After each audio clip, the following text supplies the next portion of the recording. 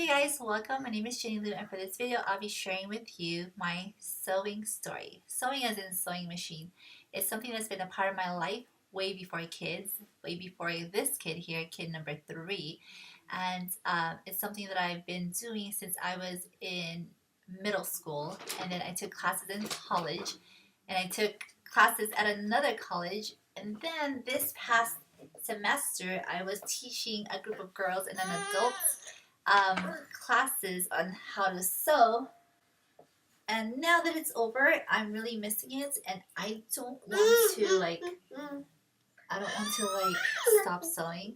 And one way to do that is to kind of just put it out there that I'm gonna do this. So you guys are pretty much my accountability, but also it's something that I want to share. And it was actually one of the first blogs that I made. So bluelist.blogspot.com. And I was building like online friends in regards to sewing, and then I put it on break and I never came back to it. So I'm hoping to resurrect that. And so anyway, here we go about my sewing story. How did I start? I started sewing when I was around middle school. I had seen it in elementary school because my cousin, she had a sewing machine and I would watch her sew, but I wasn't allowed to really touch the machine or anything. But fast forward a few years later, I was in middle school, and my family had moved into her parents' old home, and they had moved out of state. But when we moved into their home, all their stuff is still there.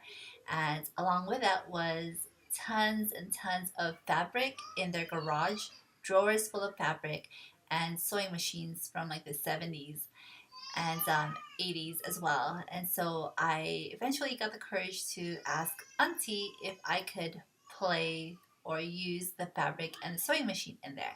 And she was like, oh yeah, go ahead, sure, because I don't think my daughter will really use it, and now that she's out of state, she doesn't really know what to do with that stuff. Anyway, so then from then on, 8th grade, ninth grade, 10th, 11th, I was on again, off again in that garage, kind of experimenting and sewing things, just simple things, because I was just self-teaching myself. And back then there was like no YouTube or tutorials, and I did not have money to buy classes or books or whatever it was that's out there to learn how to sew. But at that time, I was actually drawing up designs, and I would have someone um, make my dresses. And my prom dress was something that I drew up and someone made. This red dress that was something that I was inspired to draw out and kind of do a rendition of, based on the dress in Titanic. Rose's red dress was something I drew up, picked up all the material, and I had someone sew for me. But as far as sewing, it wasn't until community college, I think it was like year 2000 or so, took a sewing class, and then I started really sewing for myself for fun and just because. But life got busy. I got married, and then I had babies, and then my baby didn't really care for the stuff that I made. She would literally cry. Baby number one would cry. Like, she would put it on for like 5 seconds. I'd take a picture and she'd cry and not want to wear what I made. So that kind of like deflated my desire for it, and I just wasn't inspired at that time. And also, I was being practical. We were in some financial distress at that time, and I'm like, this is not gonna make me money.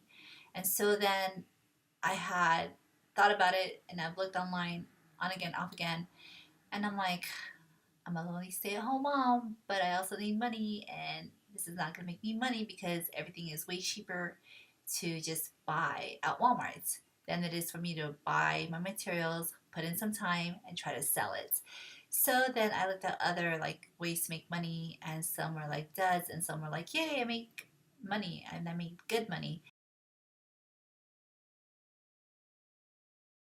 But now I'm just back to this place in my life where I just want to create and have something for me that I've created. Other than 3 kids, I've created 3 kids with a hubby, but I want to do something with my hands and be artistic, something that's just for me.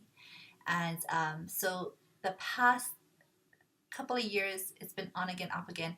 But this past year, past semester in our homeschooling co-op, I actually got to co-teach with my friend who has the same name as me, teach girls how to sew.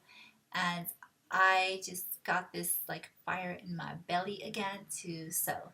And then classes were winding down, school year's almost over, and I'm like, I need to keep this alive. I want to do this. So I bought this table right here, a sewing table. I bought a sewing book, in which I haven't done in a very long time. And I started just thinking of ways to incorporate this into my life so that it never leaves me again, and it's something that I can just do on itself.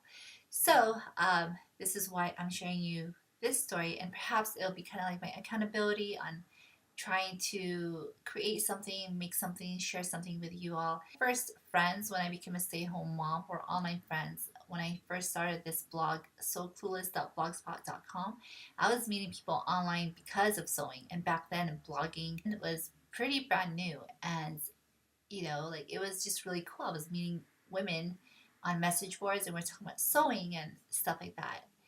But like life happened and it just kind of dwindled away. I went on a sewing break and I never came back. So, but this past week, the classes are over, but I have been at home and I've been creating just little things. And I wanted to share with you what I shared on my Instagram.